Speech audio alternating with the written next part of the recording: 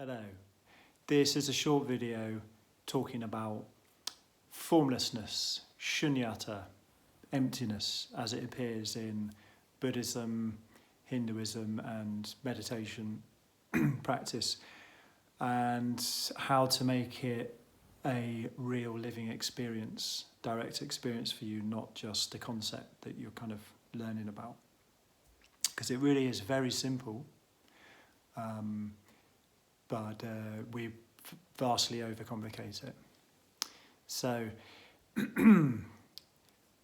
we could make the basic equation might be formlessness or shunyata, emptiness, those kind of terms that come from the meditation literature, equals what we call in English awareness. So what is awareness? Everybody knows what awareness is. If I ask you, do you know what awareness is? You'd be like, yeah, I've got a rough idea. I know what it is, even if it's just a vague idea of what awareness is. I say, do you feel like you're aware right now? You'd say, yeah, I'm aware right now. We're having a conversation, I'm aware. But then you start to investigate further. Can you see your awareness? Can you smell it? Can you touch it? Can you hear it? Can you taste it? And the answer to all of those questions is no. Can you grasp it with your thinking? Now that's the kind of really tricky one. We won't go too far down that route. But you could spend 20 years trying to grasp awareness with your thoughts, and it's not going to happen, I'm sorry. Although most people try it. But so if you can't actually see it, you can't touch it, you can't smell it, so it doesn't really have a form to it, it's formless. But is it nothing? Would you say that awareness is nothing?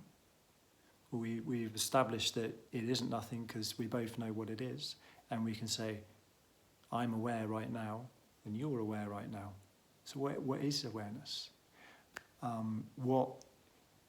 If it's formless, but we know it's here, what qualities does it have? So just a few qualities really. One is that awareness illuminates your experience. So it's when we say the lights are on, your awareness illuminates all the phenomena that happen in your life and everybody else's lives. All aware organisms are aware of things like sensations and thoughts and feelings. Another characteristic of awareness is that it doesn't reject anything. So if I clap my hands like this, you can't help but hear that sound. You can try not to see me waving my hands here. It's already happened, too late. You're aware of it. And another characteristic that's related to this not rejecting anything is that awareness is effortless. So you don't make awareness happen. You just are aware, which is really important when it comes to meditation. Because if you sit in meditation and you're trying to be aware, it doesn't work. You just are aware. It's given. At some point in your life, the lights switched on and you were aware, and you didn't make that happen. And the last thing to say is that awareness is always focused in the present moment. So even if you're thinking about tomorrow, like what you're going to do tomorrow, or you're thinking about what you did yesterday, you're still the thinking's happening now, and you're aware of that thinking now. So awareness is only focused on this present moment. It's the only time for awareness is now. And the last thing I wanted to say is that so awareness is a third person term. It's it language. So when you say awareness, it's something we're talking about, but awareness is also it's the center of your own subjective experience. So when you start to meditate, if all things go well, you'll start to realize that at the center of who you are is this formless awareness.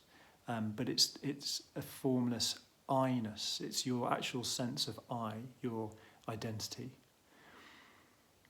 And if you don't make that transition from thinking of awareness as an it, or like the Buddha was aware, or Jesus was aware, or something like that, but I don't have it. No, there was the Buddha's awareness, and it's your awareness. It's my awareness. It's the person next door to you, their awareness. It's your dog is aware. But the question is whether do you know that you're aware? Are you aware that you're aware? And that's what's called waking up. And that's the difficult thing, is remembering, because so many forces are working all day and all night throughout your life to make you just kind of go unconscious and just start sleepwalking again. And it's about remembering and waking up. This is not the whole story of meditation or a spiritual practice, and this is not a religious thing at all. It's perfectly compatible with the secular view. You don't need to believe anything here. This is just look carefully at your own direct experience, and this is what you'll find. Yeah, and once you've realised that, then there's it's just never-ending deep exploration into the depth of awareness. But it's not, as I say, it's not the whole story. Psychology is important, working with your body is important, and having relationships with other people is important, and all of those other things. But this is just one specific thing, and it's the foundational realization upon which to build all of your meditation practice. So if you don't realize this, then you could spend your whole life barking up the wrong tree. So hopefully this very short video will save you all of that wasted effort. If you want to find out more about my meditation workshops and stuff, it's bodyheartmindspirit.co.uk. My name's Ralph Cree. All right, bye.